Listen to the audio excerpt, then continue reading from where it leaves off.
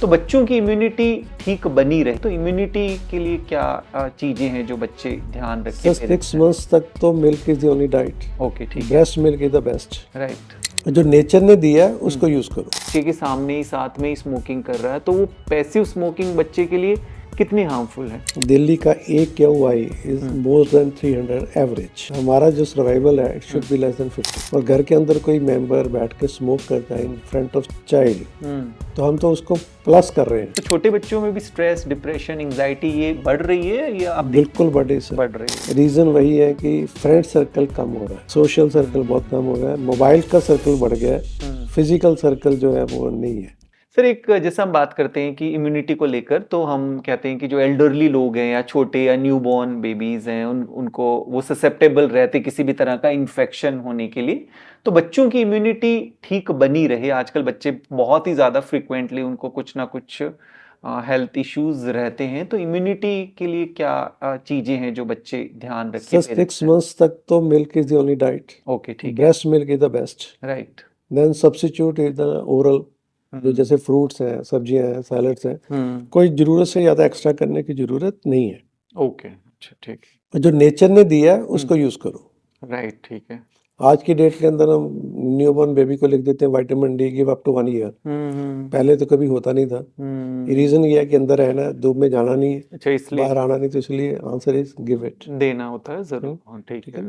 उसके बाद let him enjoy the nature कि थोड़ा सा बाहर ले जाओ। 6 मंथ के बाद थोड़ा सा घुमाना शुरू करो, गोद में ही लेके जाना है, पर expose him to the outside. Right, right. वो एक्सपोजर होगा तो सब कुछ चलेगा।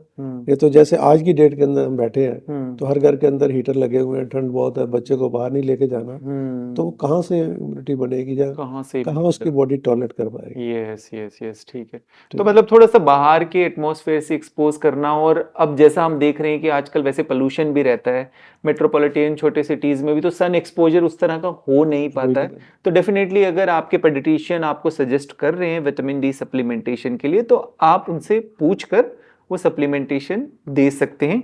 इसके अलावा सर अगर हम देखें, जैसे मैंने पोल्यूशन की बात की, और कई बार क्या होता है कि पेरेंट्स भी स्मोकिंग करते हैं, घर में कोई ना कोई स्मोकिंग करता रहता है और बच्चे के सामने ही साथ में ही स्मोकिंग कर रहा है, तो वो पैसिव स्मोकिंग बच्चे के लिए कितनी हार्मफुल है? सर आज का ये हम प्रोग्राम दिल्ली में रिकॉर्ड कर रहे हैं। दिल्ली का एक KOI is more than 300 average. हाँ, एवरेज तो रहता ही है इतना, एग्जैक्टली 300 इज। और हमारा जो सर्वाइवल है it should be less than 50। और हमारी लंग्स की जो खुराक है दिस दैट इज ऑक्सीजन। जब आउटसाइड एटमॉस्फेयर में ऑक्सीजन ही नहीं बची तो बच्चे का कोई कसूर नहीं है, वो जो इनहेल करेगा वही करेगा। And it is scientifically accepted even by the government कि हमारे दिल्ली के अंदर हर आदमी के अंदर 20 to 21 सिगरेट का धुआं रोज हमारे अंदर जा रहा है। That is a passive smoking. Right. और घर के अंदर कोई मेंबर बैठ के स्मोक करता है इन फ्रंट ऑफ चाइल्ड तो हम तो उसको प्लस कर रहे हैं। और उसके बाद जब हमारे पास बच्चे आते हैं कि इसकी खांसी ठीक नहीं हो रही, सर इसको सांस की दिक्कत है, ठीक नहीं हो रही, तो मेरा ख्याल कोई भी दुनिया का डॉक्टर उसको ठीक नहीं कर पाएगा। एग्जैक्टली। और वो कितने लंबे समय तक एक्सपोज हो रहा है, तो आई थिंक ये तो बहुत ही, तो this is now accepted even bye कि इतनी तो 11 इयर्स तो दिल्ली की लाइफ इस पोल्यूशन ने कम कर दी है। हाँ, 11 ईयर शिकागो की स्टडी में आया था कि 11 साल के करीब हमारी जो लाइफ एक्सपेक्टेंसी है, हमारी एज है, वो कम कर दी है पोल्यूशन ने। Exactly. And type of life जो है वो अलग से कम है। लाइफ स्पैन, लंग्स की quality of life, vital capacity उतनी रहती नहीं है। Yes, yes. कहाँ से करोगे आप? कितना फिजिकल एक्सर्शन कर लोगे, जगह ही नहीं बची। सर्दियों के अंदर क्या होता है, एडवाइजरी आ जाती है कि सुबह घर से बाहर नहीं जाना, वॉक पे नहीं जाना, एल्डरली को घूमने नहीं जाना। भाई जब उनको जरूरत है तब उनकी एडवाइजरी आ गई कि बाहर नहीं जाना। राइट। तो सारा दिन कमरे में बैठ के तो एक depression is a bigger source.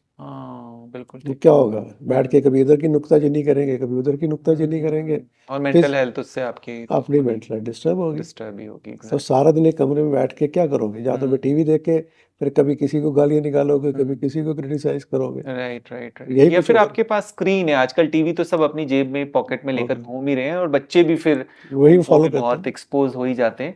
नहीं बिल्कुल आपने बताया सर, इम्यूनिटी के लिए डेफिनेटली उनको बाहर जाना जरूरी है, बट ये जरूरी है कि अगर घर में कोई स्मोकिंग कर रहा है तो वो तो फिर उनके लंग हेल्थ के लिए, लंग डेवलपमेंट के लिए, क्योंकि लंग डेवलपिंग फेज में पर बहुत ही अपना जो स्मोकर है अपना नुकसान तो कर ही रहा है, राइट राइट उतना साथ ही। में उसका भी कर रहा है। बिल्कुल बिल्कुल नहीं और पर्टिकुलरली जो आज के अंदर फीमेल्स की स्मोकिंग बढ़ रही है, राइट। ठीक है ना, वो अपना नुकसान तो कर रही है, ये साथ में अपनी जनरेशन का भी नुकसान कर रही बिल्कुल ठीक है, बिल्कुल ठीक बताया सर। है। सर एक अगर हम देखें बच्चों के अंदर जैसे लैक्टोज इंटॉलरेंस भी रहता है कई बार, तो उसको कैसे आइडेंटिफाई करें, मतलब Normally, child is having a irregular bowel habits. Hmm.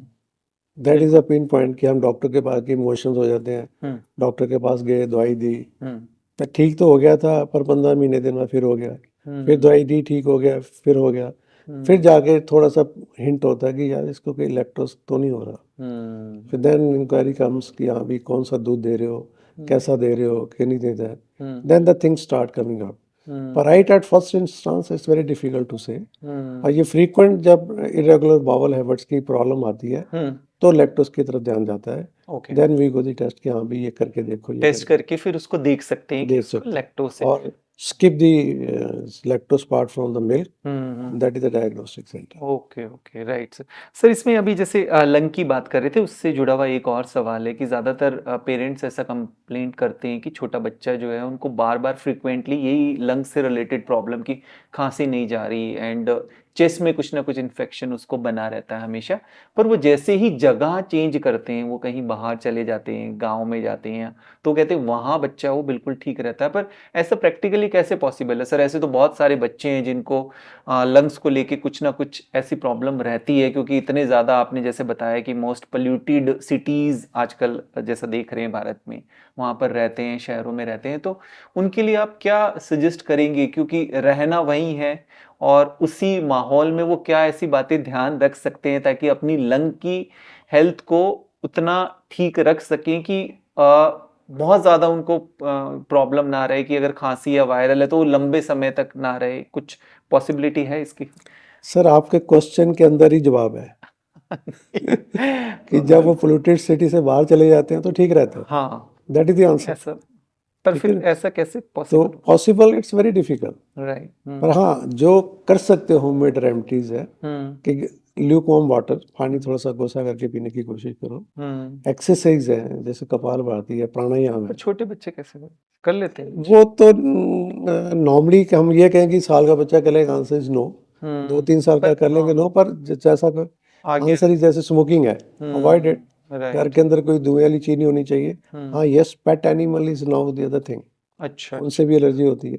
There is right. Also there, pigeon allergy is very common now. Yes yes yes, बिल्कुल। अभी एक स्टडी हमने पढ़ी थी कि पिजन एलर्जीज काफी एलर्जी ज्यादा वेरी होती है, पता ही नहीं चलता कि क्यों हो रहा है। घर के अंदर खांसी होती जा रही, होती जा रही, पता चलता है कि घर के आसपास उनकी बिथ पड़ी है, उनके जो वेस्ट प्रोडक्ट हैं वो पड़े हुए हैं, उनसे बड़ी एलर्जी होती है। और यदि बड़ा है तो डेफिनेटली ब्रीदिंग एक्सरसाइज के बाद प्राणायाम। कितना इससे सर करा सकते हैं बच्चे को, जैसे थोड़ी हल्की ब्रीदिंग एक्सरसाइज, जैसे कितनी? टाइम इज नो बार, यदि घर में पेरेंट्स बड़े कर रहे हैं तो बच्चे वैसे मजाक में करते रहते हैं, तो एक हैबिट डालनी जरूरी हैबिट है। डालनी जरूरी तो नहीं कि वो पूरी एज पर प्रोटोकॉल करेंगे, वो उसको नकल ही मारते जाएंगे तब भी बहुत है। Right right. 2.5-3 साल के अंदर तो बच्चा आपकी नकल करनी शुरू कर देता है। एग्जैक्टली, बिल्कुल। पर अदरवाइज वैसे सर ओवरऑल इम्यूनिटी की बात करें तो लंग्स हेल्थ तो उनकी ठीक रहेगी बिल्कुल रहेगी। That is the best exercise, घर में बाहर कर सकते हो, बाहर जाना नहीं और कुछ करना नहीं, बजाय इसके आप उसको मोबाइल दे रहे हो या स्क्रीन टाइम दे रहे हो, उसके सामने ये बैठ के करो। आप उसको बोलोगे करने के लिए तो वो नहीं करेगा। आप करोगे तो फिर अगली बार 2-3 बार कॉपी करेगा, बाहर जाके करेगा, दादी ये कर रही है, दादू ये कर रहे हैं, इस तरह की वो नकल करेगा, तो धीरे धीरे सीख जाते हैं। नहीं नहीं, बिल्कुल ठीक है। अच्छा, आपने अभी एक शब्द का इस्तेमाल किया था, डिप्रेशन। जैसे अब घर में ही रह रहे हैं बच्चे, तो डिप्रेशन और एंजाइटी बच्चों में काफी, तो छोटे बच्चों में भी स्ट्रेस, डिप्रेशन, एंजाइटी ये बढ़ रही है या आप? बिल्कुल बढ़ रही है, बढ़ रही है। अच्छा। बिल्कुल बढ़ रही है। मेंटल इलनेसेस बहुत बढ़ रही हैं। रीजन वही है कि फ्रेंड सर्कल कम हो रहा है, सोशल सर्कल बहुत कम हो रहा है, मोबाइल का सर्कल बढ़ गया है, फिजिकल सर्कल जो है वो नहीं है। अच्छा, पर स्कूल में जाते हैं जैसे बच्चे, जो स्कूल में जाएंगे तो दैट्स गुड, बट उसके अलावा भी बाहर भी तो चाहिए ना, सोशल एक्टिविटी तो चाहिए। तभी तो क्या कहते हैं कि प्ले ग्राउंड होनी चाहिए, जाके खेलो कूदो। और आप देखो बाहर की कंट्री में हमेशा तो ग्रुप प्रैक्टिस वाली जो गेम्स है ना, उसको प्रेफर करते हैं। यस, उसमें ओवरऑल बच्चे की डेवलपमेंट, उससे overall development, you will learn how to live in a group, how to adjust your live. आप कुछ आप शरारतें करते हो, कुछ वो करते हैं, कुछ आप बर्दाश्त करते हो, कुछ करते हो। This is how the world goes. And then presentation, उसके अंदर वही रहता है ना कि आप लोनलीनेस में रहोगे, आप अकेले अकेले रहने की कोशिश करोगे तो that's not a good development. Right right. तो सर इसमें तो मुझे लगता है ज़्यादा ओवरऑल अगर हम देखें तो पेरेंट्स की रिस्पॉन्सिबिलिटी आ गई कि कैसे बच्चे को का पेरेंटिंग मतलब रहनी चाहिए। ओवरऑल आई थिंक बच्चा तो उन्हीं को कॉपी कर रहा है सब चीज़ों पे, तो बहुत बड़ा आई थिंक पहले अगर हम बात करें तो इतनी ज़्यादा आई थिंक उनको कॉशियस रहने की ज़रूरत नहीं थी, पर आजकल इतने ज़्यादा डिस्ट्रैक्शन है, इतनी चीज़ें हैं, बच्चों को भी इतना पीयर प्रेशर है, बच्चों को भी स्मार्ट दिखना है एस्थेटिकली, उनको भी चाहिए कि उनकी डीपी ठीक होनी चाहिए। आजकल छोटे बच्चे ही कोशिश करते हैं कि उनके सोशल मीडिया हैंडल्स रहें। तो अभी तो मुझे लगता है पेरेंट्स को बहुत बहुत ज़्यादा ध्यान रखने की ज़रूरत है। और फिलहाल आई थिंक जितना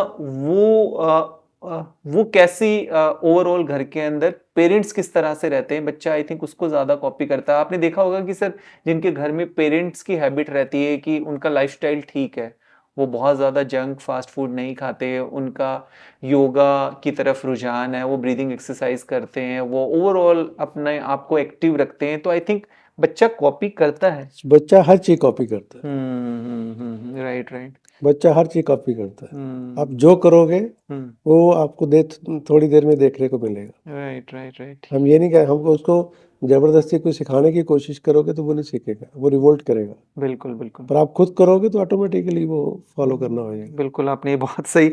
सर लास्ट में आप ऐसे क्या एक दो टिप्स देना चाहेंगे या इसको कैसे कंक्लूड करना चाहेंगे, आजकल के पेरेंट्स को आप क्या मैसेज देना चाहेंगे? सर कि this childhood period is enjoyable, enjoy करो, जरूर से ज़्यादा रिस्ट्रिक्शन मत करो। घर में जितने भी फैमिली मेंबर हैं, यंग पेरेंट्स को ये चाहिए कि उनको इन्वॉल्व करो in the growth and development of a child.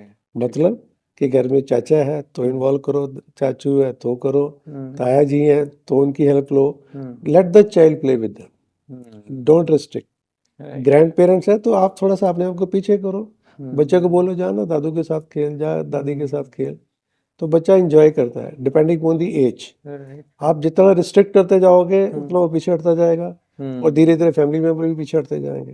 वो आइसोलेशन में रहना पसंद करेगा, उतना लोगों से बात नहीं करेगा, घुलेगा मिलेगा नहीं, तो ओवरऑल वेलबींग। यदि पेरेंट्स नहीं एक्सेप्ट करते कि हमारा बच्चा उनसे बात करे तो why they will say. Right right, बिल्कुल सही बताया, ठीक है ना। राइट। और घर के अंदर यदि और बच्चे हैं तो लेट देम प्ले, छोटा मोटा लड़ेंगे भी, खलेंगे भी, छोटी मोटी चोट भी लगेगी, that's part how the child grows. नहीं but don't make it a issue, enjoy it. Right ठीक है ना। बच्चा खेलने गया, किसी में थोड़ी सी चोट लग गई, ठीक है, that's a part of life. उसने भी ऐसे ही ग्रो करना है, हम लोग भी ऐसे कर रहे थे। हमारे टाइम में जॉइंट फैमिली थी, घर के बड़े मेंबर थे, और आमतौर पे देखा जाता है कि जो पेरेंट्स जिस चीज के लिए खुद नहीं मना करते थे, वो जहाँ तो बड़े भाई से करवाते थे, चाचू से कराते थे, ताए को बोलते यार इसको मना कर। यस यस, बिल्कुल बिल्कुल। तो that was there. Right right. तो बहुत ज़्यादा इसमें आपने बिल्कुल बताया सही, मतलब सभी चीज़ों को आपने बहुत साइंटिफिकली भी बताया, और ओवरऑल अगर ओवरऑल पेरेंटिंग में कितना बड़ा रोल है आपका फैमिली का, आप सोशल कैसे बन रहे हैं आप, क्योंकि वो एक जर्नी है, उस जर्नी में ही आपकी पूरी ग्रोथ हो रही है, आपकी फिजिकल ग्रोथ हो रही है, आपकी इमोशनल ग्रोथ हो रही है, आपकी सोशल ग्रोथ हो रही है।